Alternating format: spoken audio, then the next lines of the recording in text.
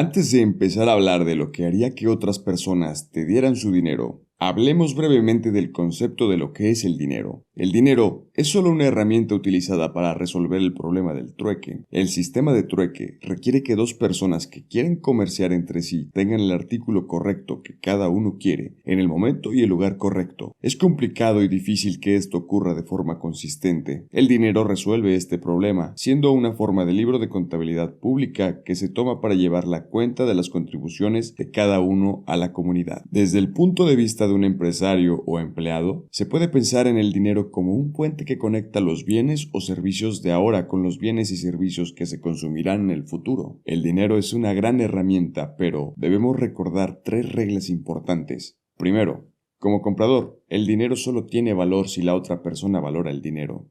2. Como vendedor, después de vender tu artículo o servicio, el valor del dinero que tienes depende de las personas a las que comprarás bienes o servicios en el futuro. ¿Cuánto valoran ellos tu dinero? Es el valor que mantiene tu dinero. 3. El dinero no tiene valor si no hay personas con las que comerciar, porque solo las personas tienen el potencial de valorar el dinero. Esto demuestra que la clave definitiva para ser rico es rodearse de personas fiables y honestas con las que no solo puedes comerciar seguro, sino también formar relaciones a largo plazo. La explicación completa de estos conceptos claves se puede encontrar en mi video anterior que incluiré en el enlace de abajo. Ahora que tenemos lo básico, ¿por qué la gente te daría dinero?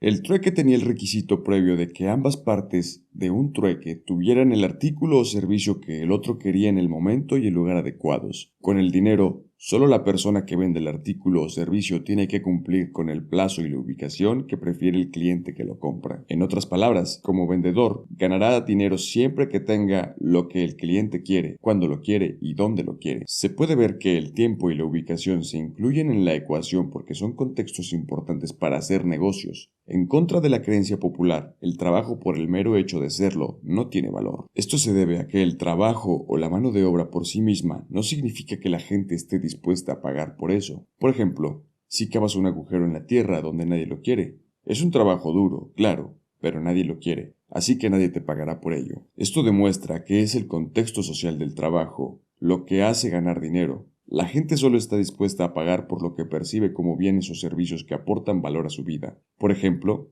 tu coche está aparcado en la puerta de tu casa y alguien se acerca, te quita los neumáticos sin tu permiso y tiene el descaro de pedirte que le pagues por volver a ponerlos. Quitar esos neumáticos es un trabajo, claro que sí, pero no es lo que quieres. ¿Pagarías por ello? Ahora, compara eso con que lleves tu coche a una tienda de neumáticos para que te cambien los neumáticos porque las roscas de los viejos están desgastadas. Eso lo pagarás con gusto porque es lo que quieres. Otro ejemplo, apuñalar a alguien en el cuello es un trabajo, pero hay una gran diferencia entre una persona que es apuñalada en el cuello de repente por un matón en un callejón oscuro, frente a pagar a un cirujano para una operación en el cuello que elimina un tumor. Tener dinero es la validación social de que has contribuido a la vida de tu cliente en el contexto de una comunidad que reconoce esa forma de dinero como registro público de las contribuciones individuales a esa comunidad. Así que, en cierto modo, se considera que has hecho una contribución a esta comunidad, la que pertenece al cliente, al tener la forma de dinero reconocida por esa comunidad. En otras palabras, ese dinero que posees es la prueba de tu contribución a ellos. Esto también significa que en el futuro puedes redimir bienes y servicios de cualquier miembro que forme parte de esa comunidad que reconoce esa forma de dinero. Dado que la gente solo está dispuesta a pagar por los servicios que le resultan valiosos, hay 4 formas generales de abordarlo. 1. Puedes averiguar lo que la gente quiere y luego esforzarte por satisfacer sus deseos. 2. Puedes educar a tus clientes potenciales sobre tu producto o servicio para que quieran tu producto o servicio. 3. Puedes cultivar los intereses que tienes, desarrollar habilidades y destrezas y luego encontrar la forma de obtener ingresos de ellas vendiendo los artículos que haces o los servicios que prestas. 4. También puedes pensar hacia dónde quieres dirigir a la sociedad y luego vender a propósito bienes y servicios a la sociedad para guiarla hacia esa dirección. La parte en la que me gustaría centrar este video es tu autodesarrollo basado en tus intereses. En este diagrama he mapeado la realidad en 3 esferas que tienen áreas que se superponen entre sí. Estas son la naturaleza indómita, la realidad civilizada y la realidad virtual. Imagina que tu casa, el terreno en el que se encuentra ahora, era antes un bosque o una tierra estéril. Tal vez esa zona estaba llena de animales peligrosos, insectos y enfermedades. Entonces llegaron los pioneros y limpiaron esta tierra construyendo granjas, carreteras, puentes y casas. La naturaleza indómita fue mejorada con conocimientos y experiencia en física, biología, química, ingeniería y más. Luego, a medida que la comunidad se va estableciendo poco a poco, comienza la necesidad de una conducta ordenada entre las personas, los grupos de personas e incluso los forasteros. Para ello establecimos contratos escritos, sistemas de justicia y diplomacia con otras naciones o grupos de personas. A continuación, mejoramos la esfera civilizada con la esfera virtual de Internet y la digitalización de los bienes e instrumentos físicos. Esto trajo formas de intercambio de información, distribución e interactividad entre personas, lo que cataliza la actividad de todas las capas de la civilización. Estas son las líneas generales de cada una de estas esferas, pero mi punto principal es que todo el mundo tiene intereses, habilidades, capacidades y talentos en cada una de estas esferas. Y es la combinación de tu potencia en cada una de estas esferas lo que te convierte en una fuerza económica única. Acuño este fenómeno observado multipotencia. En términos de desarrollo individual, deberías pensar que eres un agricultor al que un padre amoroso le ha dado un puñado de misteriosas y diversas semillas, y que también te ha designado para cultivar un trozo de tierra en sus dominios.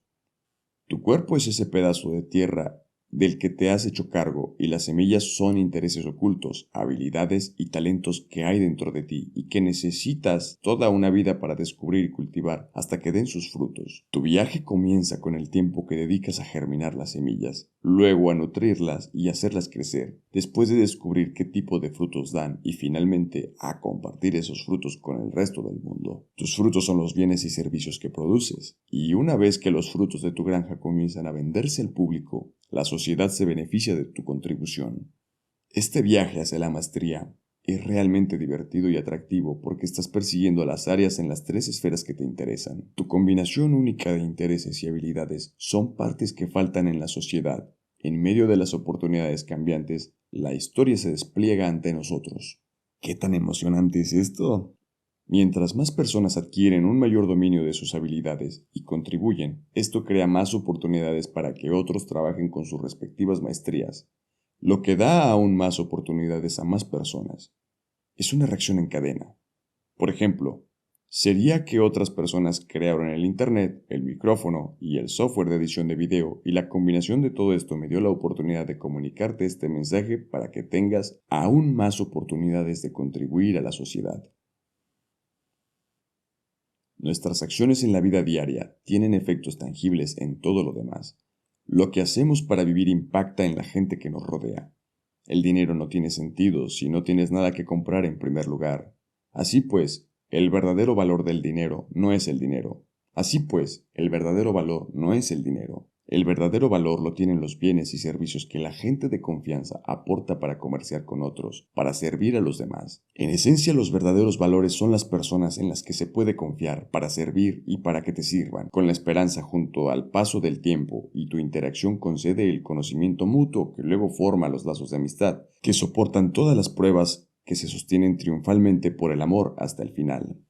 El papel moneda siempre se imprime en circulación. En contraste con esto, las personas confiables, hábiles y motivadas son siempre escasas. Por eso tu esfuerzo por convertirte en una fuerza económica única te dará grandes ventajas y privilegios en la sociedad, que se enriquece de contribución en habilidad, talento y capacidad.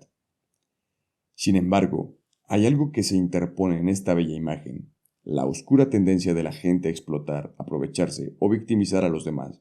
Y estas acciones son escollos que degradan los niveles de confianza en la sociedad y por lo tanto traen una multitud de problemas. El mundo en el que vivimos es difícil. Esto se demuestra por la naturaleza salvaje que está llena de muerte, peligro y enfermedad. Para sobrevivir o subyugarnos al medio ambiente juntos como un equipo, o somos subyugados por el medio ambiente o somos subyugados por los demás. Una población que tiene miedo de la muerte y la pérdida de la libertad puede y será subyugada y controlada.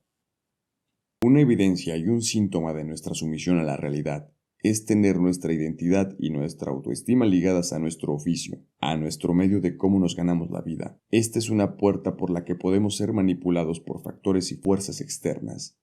También es una marca de estar esclavizado porque si nuestros medios de vida son nuestra identidad y razón de vivir, entonces no hay razón para no ser inescrupulosos y abusar de otros con el fin de asegurar nuestros medios en la vida.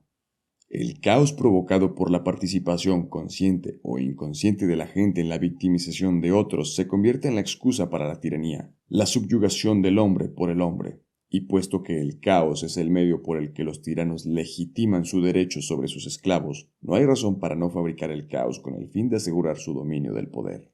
Avanzando, ¿por qué estamos subyugados y esclavizados por nuestros inferiores tanto en virtud como en capacidad contributiva?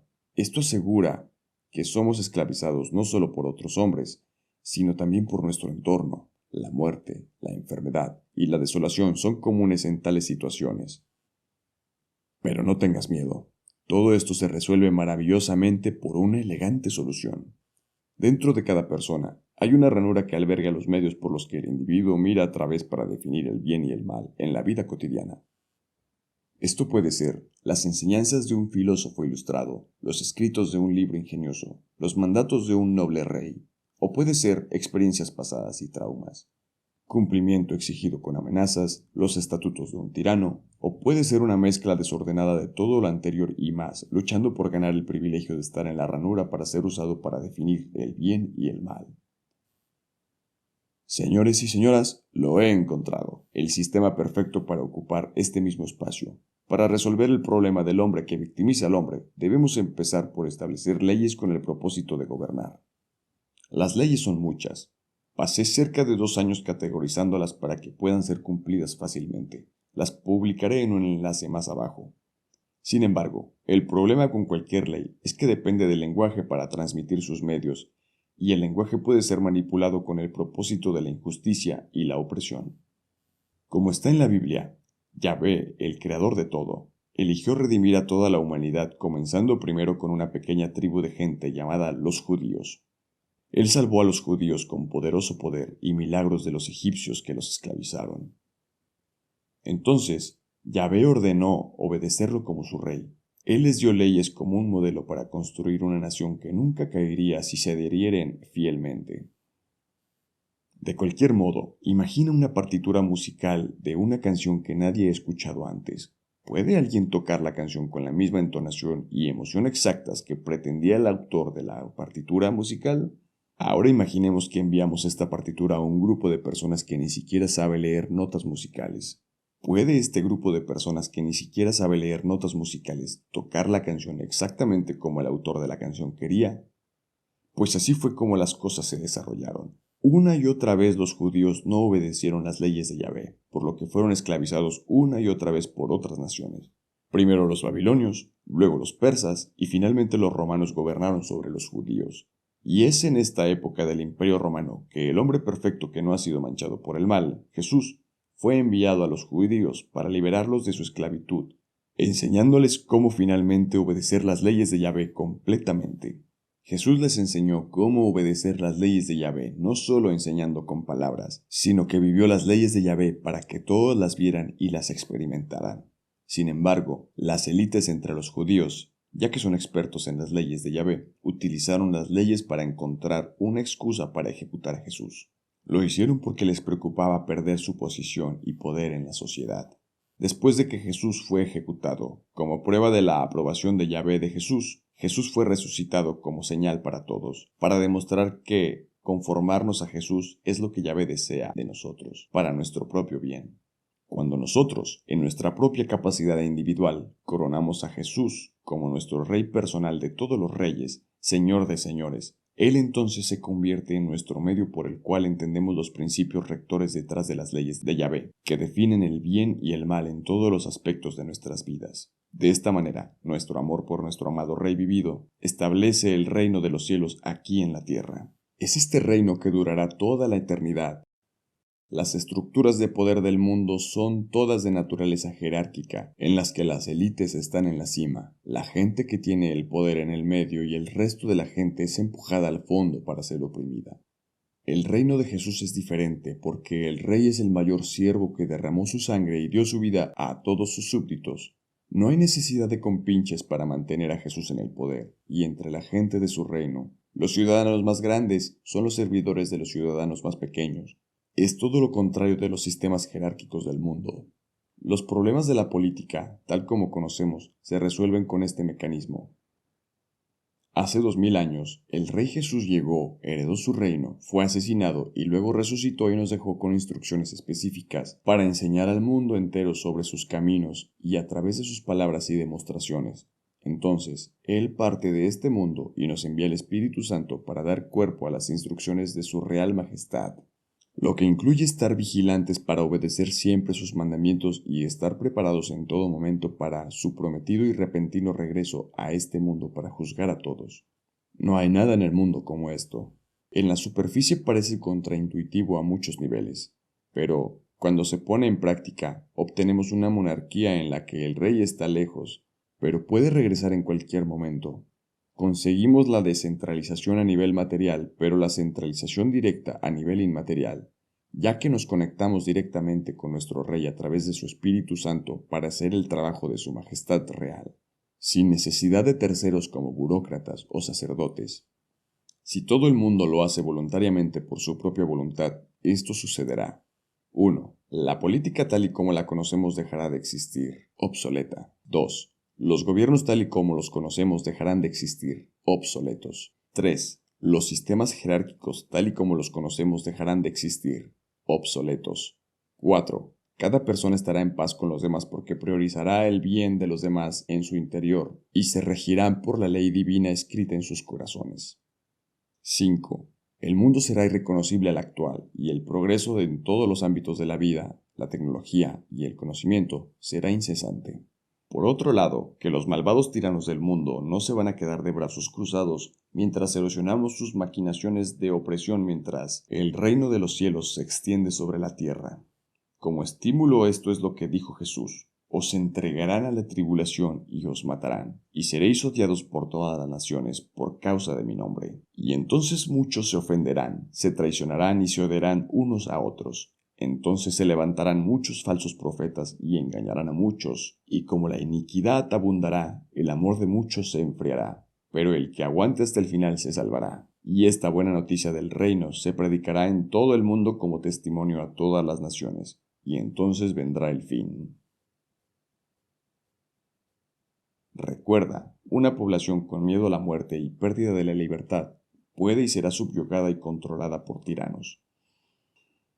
A través de seguir a Cristo, hemos aceptado la esclavitud de sus mandatos para vivir su virtud y difundir su amor a todos los confines del mundo. A través de seguir a Jesús, hemos aceptado la muerte inevitable, la tribulación y la persecución por hacer lo correcto, por hacer el bien. De esta manera nuestra libertad y nuestra muerte se dedican a la causa del verdadero amor eterno, y a cambio ganamos la vida. ¿Qué es la muerte sino un punto y aparte con el que se inicia una nueva frase? Recuerda la resurrección. Todo el mundo muere un día. Lo que cuenta son las historias que dejas atrás. Así que, ahí lo tienes, las claves de la libertad. Tómalas. Os cuento una historia interesante en la Rusia zarista. Un funcionario del gobierno fue a un pueblo para acabar una rebelión de campesinos. Ordenó que se trajeran varias cargas de varas y que se reunieran a los campesinos en el granero. Entró y se encerró con ellos. Los aterrorizó de tal manera con sus gritos y amenazas, que en cumplimiento de sus órdenes, los campesinos comenzaron a azotarse unos a otros. Siguieron azotándose mutuamente hasta que el idiota del pueblo se dio cuenta de lo que pasaba y gritó a sus compañeros de pueblo: «¡Detengan a los demás!». Volviendo a la cordura, los aldeanos dejaron de azotarse mutuamente. Al ver esto, el funcionario escapó del granero. Pondré un enlace a la fuente de esta historia en el libro de León Tolstoy, en la descripción de abajo. Para los tiempos actuales y los tiempos venideros, tenedlo en cuenta. Divide y vencerás es la estrategia de siempre, utilizada por las élites para mantener a sus esclavos a raya. Las élites son muy pequeñas en número y no tienen capacidad de oprimir a cada esclavo individualmente, por lo que es más eficiente para ellos jugar con las diferencias con el fin de causar división entre los esclavos y llevarlos a imponerse unos a otros y golpear a los demás sin sentido con varas o algo peor. Entonces, en un momento oportuno, las élites se abalanzarán con soluciones para el caos que encubiertamente causaron en primer lugar. Por lo tanto, la promoción de su dominio sobre sus esclavos. Son dos caras de una misma moneda. Siempre recuerden lo que el Rey Jesús dijo: los reyes de las naciones se apoderarán de ellas, y los que tienen autoridad sobre ellas se llaman benefactores. Pero no contigo. Más bien, que el más grande de entre ustedes se convierta en el más joven, y el líder en el que sirve, porque ¿quién es el más grande, el que se sienta a la mesa o el que sirve? Pero yo estoy entre vosotros como el que sirve. Y yo añadiría: si se nos ordena ser servidores de unos a otros, ¿no se suavizarían nuestras diferencias por nuestra servidumbre en el amor mutuo? Despierten todos, tomen este antídoto. Espero que esto te ayude. Si tienes alguna pregunta, por favor, siéntete libre de escribirla en los comentarios de abajo. Gracias por pasarte. Si crees que este video es útil, por favor, compártelo y suscríbete. Cuídate.